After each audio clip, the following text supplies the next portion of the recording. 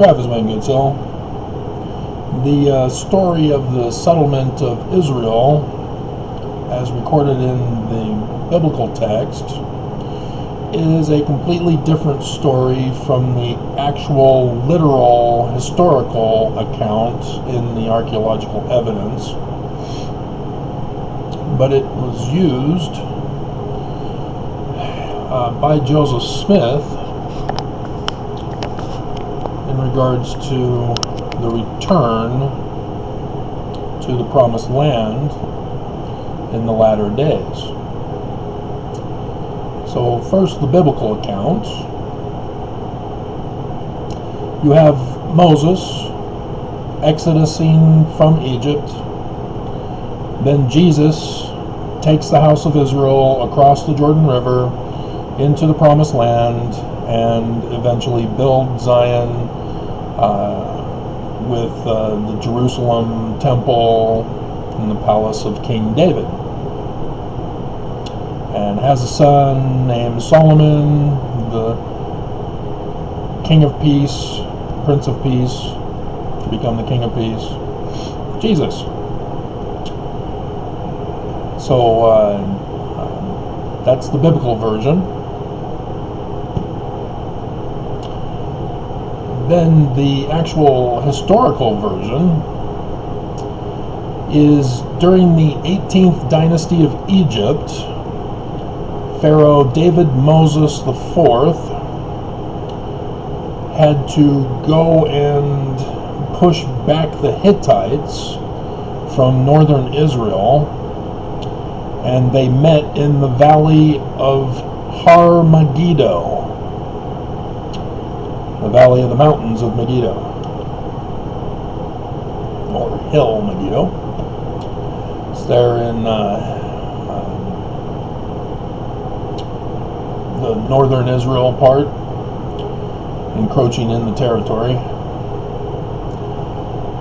And during that battle, Pharaoh David Moses took a little break, decided to go on vacation, went to the village on what has become known as Jerusalem. It was Salem back in those days. Peace. And then resumed the battle, and both sides went home, both claiming victory in their writings.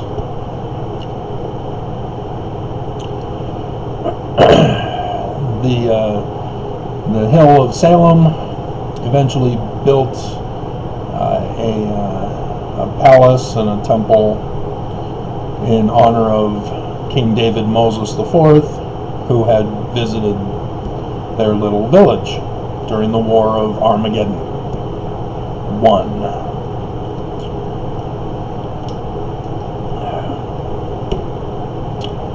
Very close. So then you've got Joseph Smith. And he talks about section 103, verse 16, talking about the redemption of Zion. Therefore I will raise up unto my people a man who shall lead them like as Moses. So here we've got the biblical account being used now by Joseph Smith to talk about a future Mormon who's going to lead Mormons as the children of Israel back to Zion, New Jerusalem. Section 45 gives another apocalyptic literature parable.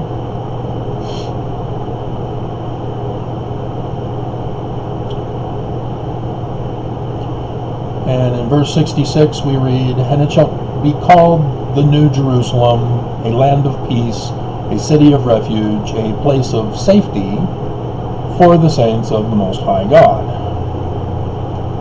Most High is referring to the sun at noonday. God is El in Hebrew, and so the sun at noonday is Amen of the Egyptians. So the god Amen, which Isaiah calls him, but we know him as Emmanuel.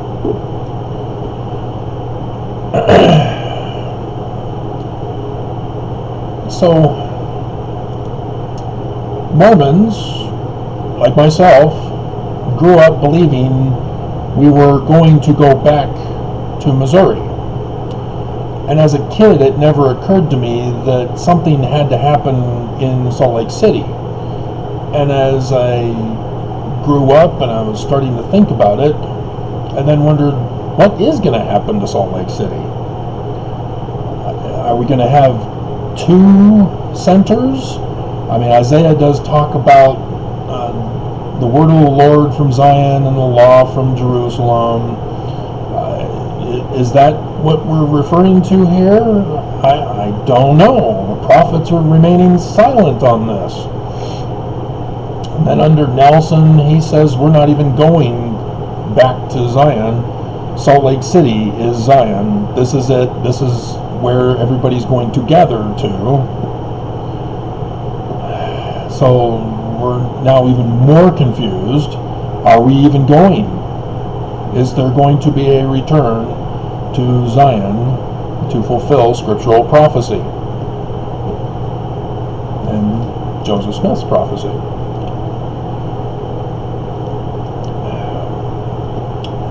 Then I stumbled across 19 July 1840 B, as reported by Martha Jane Knowlton in the Joseph Smith papers.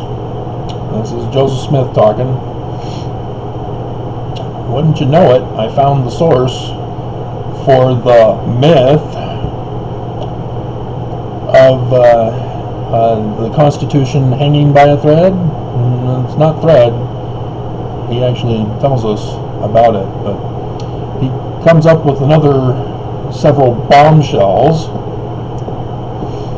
and now I understand why Brigham Young never had this added in the Doctrine and Covenants. But if Mormons are not going to read it, can't be saved in ignorance, Mormons. But it does have to do with the return to Missouri. Another part, Joseph Smith talks about that return to Missouri. Refers to his parable in section 101, starting in verse 43. So I'll read. Afterwards read the parable of the 12 olive trees, section 101, starting verse 43, and said, speaking of the land of Zion, consists of North and South America, but that any place where the saints are gathered is Zion, because Zion is the saints, not an actual corporation, which every righteous man will build up for a place of safety for his children. The olive trees, however, he continues on, are 12 stakes, which are yet to be built, not the temple in Jackson, as some suppose. Direct quote. For the 12 stakes, for while the 12 stakes are being built, we will be at peace. This never happened. They were not at peace. But the nations of the earth will be at war.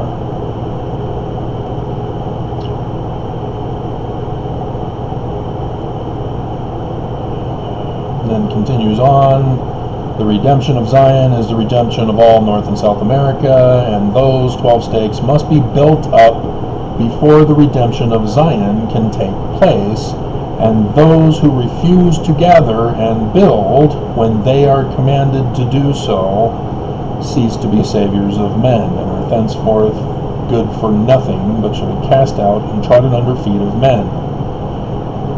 Just like salt, as described in the Gospels. We shall build the Zion of the Lord in peace until the servants of that Lord shall begin to lay the foundation of a great and high watchtower. Again, the parable in section 101. Then shall they begin to say within themselves, what need hath the Lord of this tower, seeing it is a time of peace, and let's give the money to the exchangers. Thus Judas reference, and there's a reason why Brigham Young of the 12 does not want this published.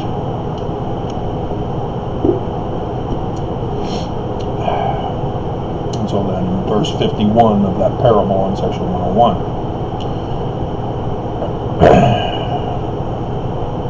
And the Constitution is upon the brink of ruin. Senator Mike Lee shall be the betrayer of the nation, as found out in the text of Senator Meadows.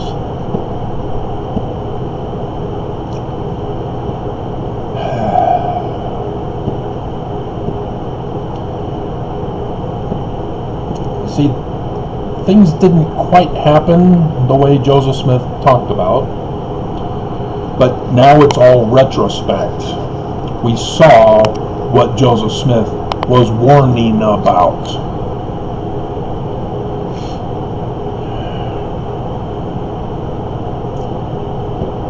And we now are faced with a very dark reality about Mormonism.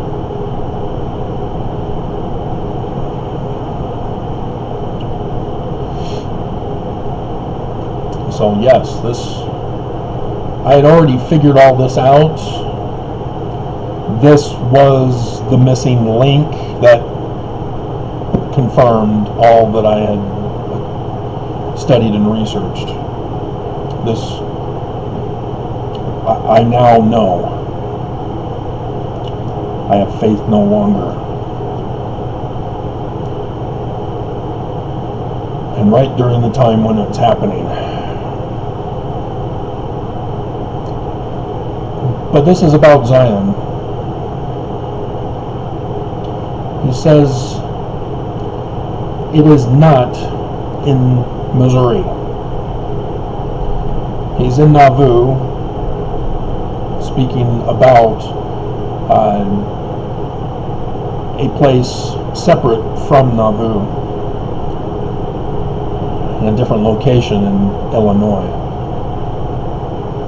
Having already done the research, I know exactly where that location is. And he talks about two places and refers to them as the mountain cities of Zion and New Jerusalem. And so, yeah, I guess the pictures I've been using for the thumbnails is confusing you guys.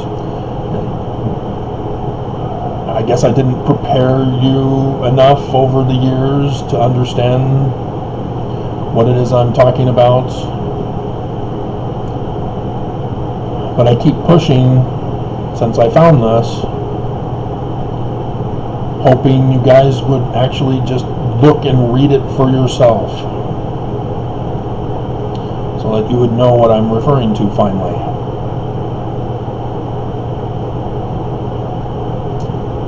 Because he says it must be built before the Christ comes. And I again remind you, we're not Christian. Jesus is not our Christ. The Jews believe in a man like Moses is coming. And what do you know? Joseph Smith does too. Book of Mormon talks about the learning of the Jews and the language of the Egyptians. His name is Sun God. Amen. So that's who appeared to Joseph Smith, and that's who appeared in his bedroom while his brothers were sleeping, and they didn't wake up. Yeah, apocalyptic literature, guys. Like the book of Revelation. They weren't real stories, they're literal history, not the case.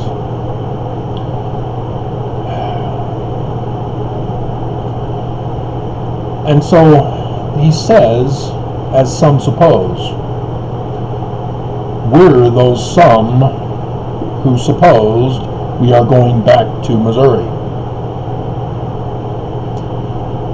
And when verse 51 occurs, Mormons are going to, some Mormons, shall I say, are going to say, I think this is when we go to Missouri. It's a trap. Joseph Smith says so.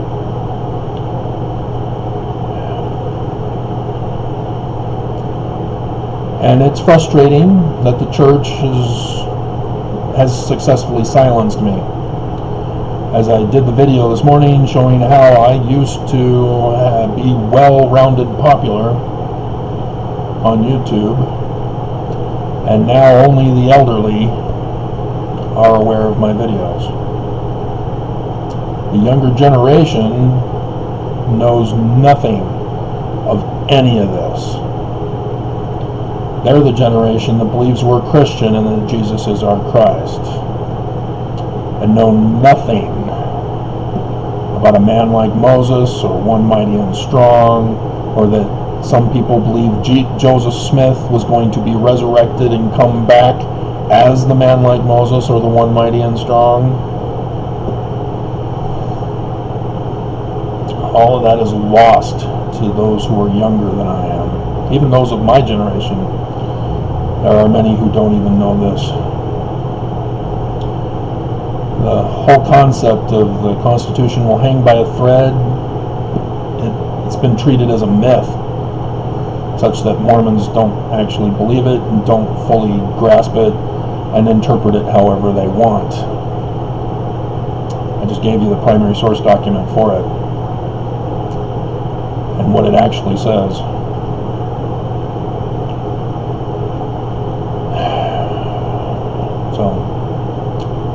Yeah, if only there was somebody doing YouTube videos